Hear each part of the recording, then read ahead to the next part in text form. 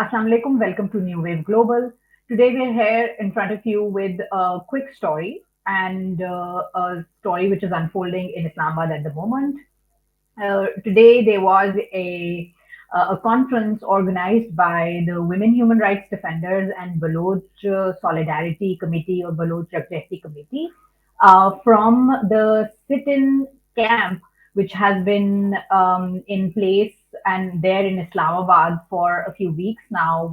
And that movement is part of the movement of the families of the disappeared of the Baloch who are asking for release and answers about the fate and whereabouts of their loved ones, basically victims of enforced disappearances and victims of extrajudicial killings.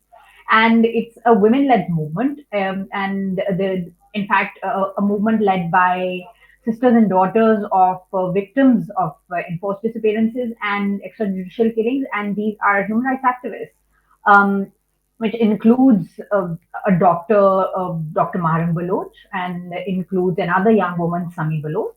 These are some of the names that we've been seeing emerging out of Balochistan around this movement.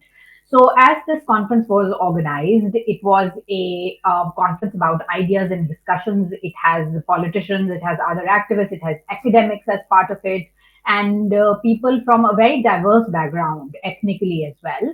And as the conference was organized, in the lead up to this conference, we saw that the Islamabad police has confiscated sound systems, according to the protesters and the families of the disappeared. And we also saw in a few weeks back, as we all saw on our phone screens and then on television to a degree, that these protesters were also subjected to force by Islamabad police. We saw the video, so there is no sort of there's no contention over that. It's not a disputed argument. It's not like about taking sides. We saw that live unfolding on our phones. Those videos of women and men being dragged who were trying to peacefully protest in Islamabad. We were also seen in the past families of disappeared, specifically families of the disappeared of the Baloch, being ill-treated on the roads of Karachi and Quetta as well, including the Sindhi family. So nothing is new. We've seen the Baloch students baton charged in Islamabad a couple of years back. So unfortunately, nothing is new.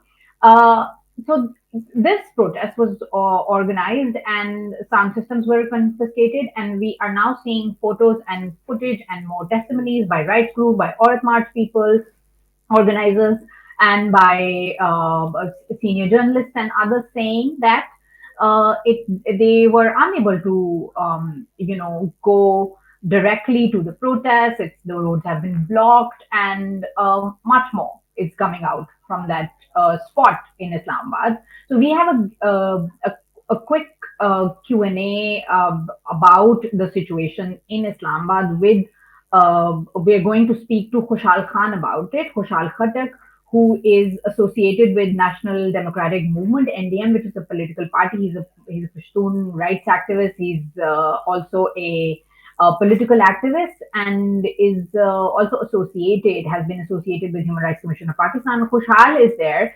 He is speaking to us on audio because the internet is terrible at where he is in Islamabad. So Khushal, thank you for taking some time out to speak to us.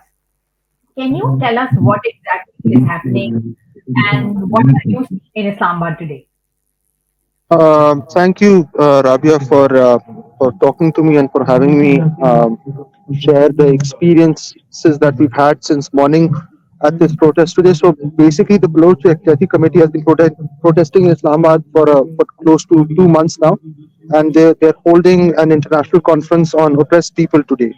They're invited different speakers to come and attend the conference and speak at the conference. And as you explained in your intro, the police have snatched their sound system last night and were not allowing them to set up a stage or and make other arrangements for the conference today. And then when we arrived in the morning at the protest camp, we saw the police had laid siege to the conference in a way. They've set up barbed wires around the area of the protest camp. They've blocked roads. They're not allowing people to come to the conference. They're not allowing any traffic as it is, but they're also not allowing any participants to come who are walking to the protest site to come to the protest, to join the protest and to attend the conference. They stopped several people. They stopped Dr. Farzana Bari, for example. She was supposed to speak at one of the sessions, but she could not do that because she was not allowed to enter. Uh, and other than her, Baba Jan, for example, had a very difficult time in entering the protest site because he was being stopped. And many other moderators and speakers, including Imran Advocate, for example, and Professor Manzoor Baloch, they were trying to come to the site because they had a session, they had a panel, but they were not being allowed. And then the police sort of manhandled them, misbehaved with them. Videos of the Baloch activists at the protest site took captured those these instances on video, and they've been posting them on social media. But there was also this concern of a crackdown, which thankfully has not happened. But there were indications of that because there was a very large number of police in the morning, at least from the morning on towards the afternoon, up until the afternoon. And then now the police personnel, the numbers have sort of gone. They're not the same anymore. There are fewer police around, but they're still stopping people from coming to the protest site, even though the conference is about to end in the next hour or hour and a half or so.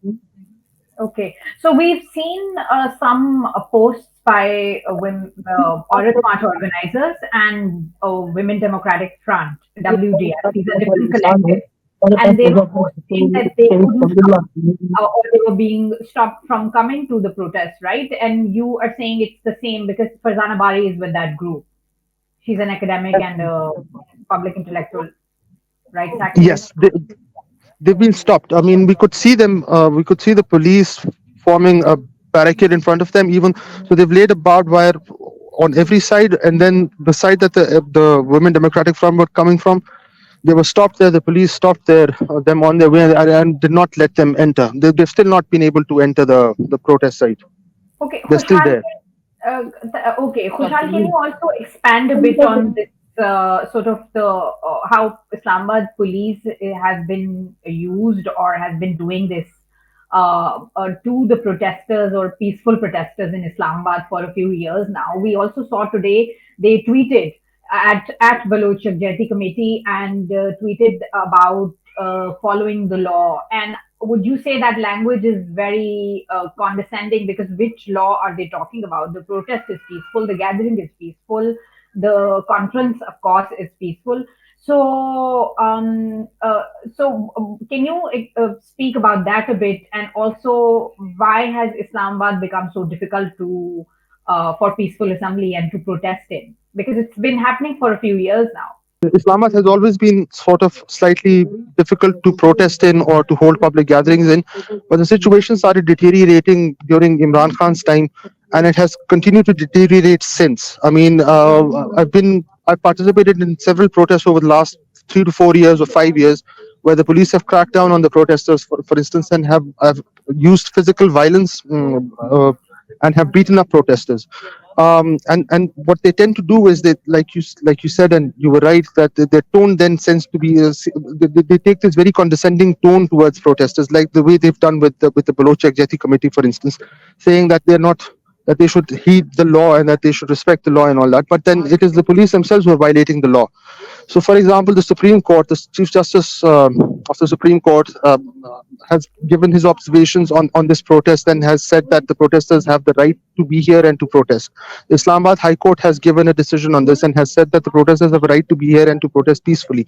But despite all of that, the police continue to harass them, and this is not just harassment, but they're also trying to intimidate them by laying a siege. I mean, they claim that they're doing this to protect the protesters, but they're not really protecting the protesters. They're actually intimidating them and harassing them.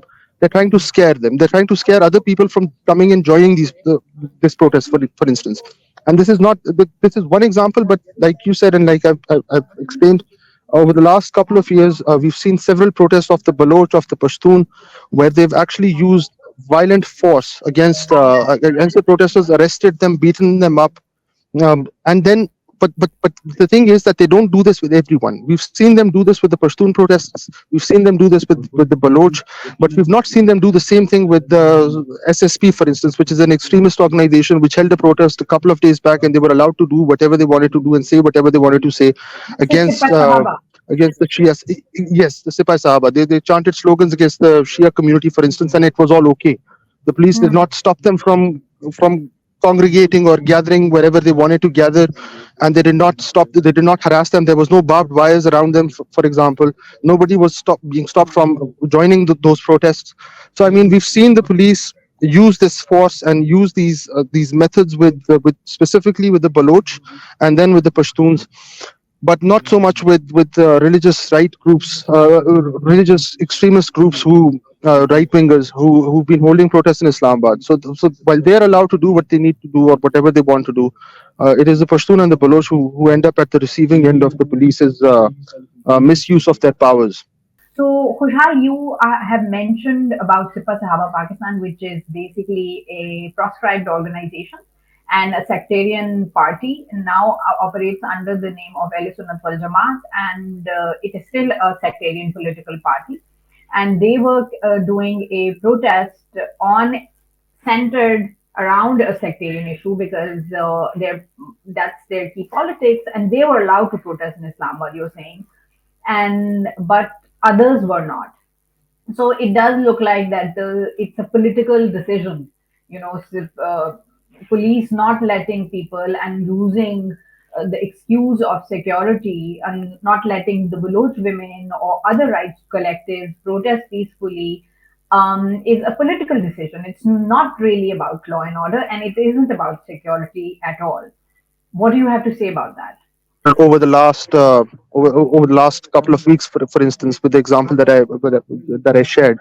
Also, we have to see how the caretaker government has been and their attitude towards this particular protest. For instance, with the caretaker Prime Minister Anwarul Haq Kakad um, saying that whoever supports these protests is basically a terrorist and that they should go and take up arms and join terrorist organizations, for instance, or with the way the committee that was formed by the caretaker government that came to hold a dialogue with the protesting with the Baloch protesters, with the Baloch women.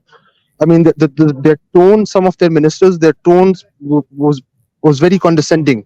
They did not appear to be very serious in their conversations, and the problem is that they were not even willing to admit the fact that they're not in control, they're not in charge, for instance, that they can't do anything about the issue of enforced disappearances themselves. So they're not willing to admit that or acknowledge that. But at the same time, they appear to sort of be okay with speaking down to these protesters and not taking them seriously at all. I mean, they've been here for about 2 months now, and every other day there's something or the other that happens with the police not allowing blankets, for instance, at times for the protesters. If locals from Islamabad want to bring them food or blankets or things like that. Thank you for taking the time out to speak to us, Khushal, from the protest and the conference site.